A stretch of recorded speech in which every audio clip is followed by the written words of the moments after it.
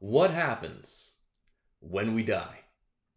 My name is Blair Robertson, psychic medium, best-selling author of the book Afterlife, 3 Easy Ways to Connect and Communicate with Your Deceased Loved Ones. And one of the biggest questions that I get asked as a medium, having done readings for people for 40 years, is, Blair, what happens when we die? Some people are afraid of death. Some people wonder what happened to their loved ones. We're going to answer that for you right now. And I know that if you listen, it will help you and it will heal you, because I've been sharing these tips and suggestions for years and years and years. It's my first video on the topic, but it's not the first time talking about it.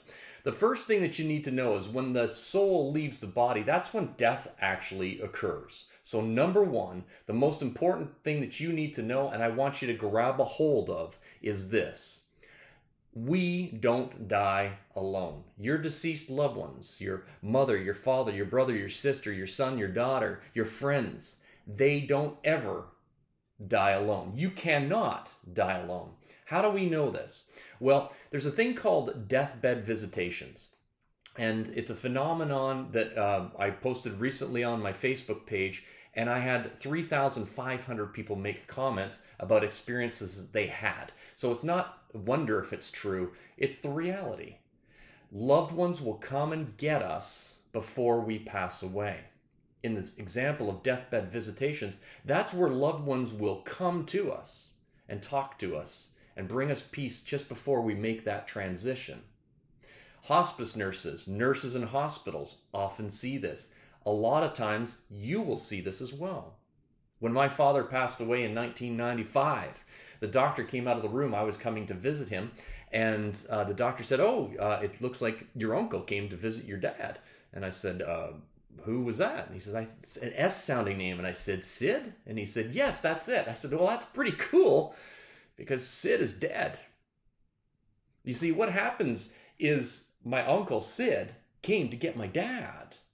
And there's people that will be on a deathbed situation. They're dying of, let's say, cancer. And they'll say, I saw Dad at the end of the bed, or my husband came to visit me, or any amount of stories will come through. And this is meant to give them peace. I live in Phoenix, Arizona. There's a place called the White Tank Mountains, and there's mountain ranges all around it, but the White Tank Mountains. And a bunch of years ago, they found a person that had gone missing 7 years previous. 7 years, they were gone. They went for a hike and never came back. They died by falling down this crevice that was almost impossible to get to. And I'm not laughing because it was funny. It was because people will think that, wow, that person would have died alone in that crevice. No, the loved ones would come and visit them. Please understand, you will never die alone. So there's nothing to be afraid of. Your loved ones will come and get you. And so it's a very peaceful thing. The physical dying might be painful for the physical body, but the spiritual transition, no pain whatsoever. They don't remember any of that when they get to the other side. Which brings us to point number two. Number two, and this is extremely important, and I really want you to take this on, and that is that, and it should be obvious, when we leave the body is what feels the pain. So when we leave the body, we're free from that pain. There's religious people and spiritual people, all kinds of documents are in existence, historical documents, whether it be the Bible or whatever, that will talk about being restored in the perfect image. Whether you call the higher energy God, as I do, or the universe or whatever, we become restored. So one phenomenon that occurs is when I'm doing psychic readings, or if you ever see a mediumship readings and a deceased loved one comes through, the first thing they often do is they will talk to us about how they died. Why is that? The reason why is because we tend to remember our deceased loved ones, how they died. Even if it was just like 6 weeks before they passed away, maybe they're in great health. Maybe they were an athlete, got stricken by cancer, 6 weeks of, being in a horrible body and a lot of pain, maybe strokes or something. We tend to remember that. They'll often come through and show us that so that we will recognize them, because that's how we last remember them. But they want us to remember them how they lived. And so one of the first things that they'll often do in a mediumship scenario is they will say, I died from a stroke, I was in a lot of pain, I was suffering, my wife was there for me. They'll talk about all of that. very emotional. Then the next thing they'll do is they'll share positive, upbeat things. There was a gentleman confused. I was doing a reading for a lady, and she was very, very confused because I said, you know, he's dancing, like he's dancing. She goes, no, you're wrong. There's something wrong. There's something wrong. It can't be my husband. He had both of his legs amputated. And I said, yeah, but that's how he died. What did he do before? And she goes, oh, well, he was a ballroom dancer. That's why he wanted to show the dancing. So that he could show her, like, I don't have amputated legs in heaven. I'm free from the body. I'm restored. I'm doing great over here. I'm dancing again. And it brought that woman so much joy to know that he was happy over there. Was she sad that he passed? Of course she was sad he passed. Of course. But she was happy that he was restored back to himself again. They're free from the pain. That's one of the most important things that you need to know. Number 3, they are all reunited with all of those who have gone on before them. Let me say that again. They're all reunited with all the people that have gone on before them. So while we see it as a transition of, oh, that's the end, we're never going to see them again, which is not true, and I'll get to that in just a moment, the bottom line is that they've met up with all the people that have gone on before them. I want you just to think just for a second, if you were to die right now, who do you think would be waiting over there for you? That's right, all of the people that went over before you. For me, I don't know if you can tell with the stuff in the background, I don't think the camera's showing it. I'm a big fan of magic. When I was a kid, I wanted to be a magician. I've got lots of magic tricks and books and stuff, Houdini books and you name it. That's what I wanted to do. That's because my great uncle showed me a coin trick when I was in grade 1 and I blew my friends away at show and tell. I'm going to see him again. My grandfather who encouraged my dad to get me to do this. I'm going to see him. I'm going to see my granny. I'm going to see my nanny. I'm going to see all the relatives that I didn't meet who passed before me. It's going to be the same for you and me, but think about that for your loved ones. If you lost your husband, for example, it's sad, but he's going to meet with his mom and dad again. Maybe his brothers and sisters that passed before him, his friends, his buddies, military connections, whatever. They're all together. They're happy over there. They're restored, as we just covered. They didn't die alone. They're together. They're having a great time over there. It's important to understand that. So instead of looking at it from our pain, look at it from their perspective, and that will bring you peace, and it will bring you comfort. And last but not least, sign number 4, no, I just gave it away. Number 4 of the things that happen when we die is this. They will send signs to us. They will send signs to us. It's a courtesy. Now, we live in a world today where courtesy is kind of out the window. You don't get this too much anymore. But in the old days, if I was to take a trip, if I had to leave my wife behind and go on a trip, I would always phone to let her know I arrived if I was driving. Or it's even a courtesy when you take a plane trip. Hey, I got home safe and sound. Everything's good. That's the courteous thing to do. Deceased loved ones will send you signs. They will send you signs. There's no ifs, there's no ands, there's no buts. They're sending signs. But they won't send you signs until they know you are ready to receive them. They'll always send a sign. Whoops, there we go. Let me just stop that alarm. My phone my wristwatch just went off. They'll always send a sign to let us know, hey, I've arrived. I'm okay. Then what will happen is they will wait until the dust is settled, so to speak.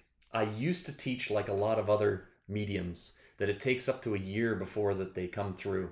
But that's absolutely not true. It's not true. There was a lady in Tucson, Arizona, a number of years ago when we first moved to Arizona. We did an event down there. Not too many people showed up. I think there was 50 or 60 people at our event, and it was beautiful. What happens at our events is sometimes people are crying even before I hit the stage. And this lady had tears, so that was not a big deal because it's very emotional when you come to group sessions. So I didn't think anything of it. But sure enough, her mother came through for her. Her mother came through for her, and it was very emotional. There wasn't a dry eye in the house. But I kept getting this feeling when her mother was coming through that, wow, they don't have time on the other side, but it's like, I feel like she's brand new. And I couldn't place it. I said, wow, she's really new. And the lady was like, yeah, uh-huh. And she was sharing other things. I said, I got to ask you a question. When did your mother pass away? And she said, this morning. And the whole room just went silent. And in my head, I'm thinking, why would you come to this event if your mother died this morning? Let me fast track the story for you. Her mother was in hospice. It wasn't if she was going to die. It was a matter of when. And her daughter was prepared for that. In fact, she admitted that she even wanted her mother to be out of her suffering. She didn't want her mother hanging on anymore. She wanted her to pass and to be at peace. And she had bought a ticket to my event. And when her mother died, because of hospice care, they take care of everything, send the body to the funeral home and all. They take care of everything. It's wonderful. She had nothing to do for the rest of the day. She had the ticket. She figured, well, what better place to go? Her mom came through because she was ready to hear from her mom right away. That's happened again. I just did that recently in the past couple of months on one of my group sessions. Beautiful when that happens. It's beautiful. So they can come through as fast as the same day. But if you're grieving and suffering and struggling and in so much pain that you're blinded and paralyzed by that, they're going to sit back a bit and say, hey, you know what? I don't want to put gas on the fire. And because of that, they're not going to try to cause you any pain. They'll sit back and say, okay, I'll wait until she's kind of calmed down a little bit. Don't let anybody rush you through grief. Don't let anybody rush you through grief. For some people, like a few, same day. They're fine. They're ready for it. In fact, they're relieved to know that their loved one is out of pain and at peace. For some of us, it's going to take a little bit longer. For some of us, it might even take years. So don't be thinking that they're not sending signs. They're waiting for you to become okay with them being on the other side. Let me say that again. They're waiting for you to be okay with them being on the other side. If you're really struggling with things, you don't need to see a medium. You need to see a grief counselor. I would recommend Googling The 5 Stages of Grief by Dr. Kubler-Ross. Very helpful to people to understand how that process works. But the bottom line is I want you to know this. When we die, we are never alone when we die in the process. We are free from pain. We're greeted and met with all of our deceased loved ones that went on before us. And we do send signs. It's not them not sending the signs. It's us either seeing them or being ready for them.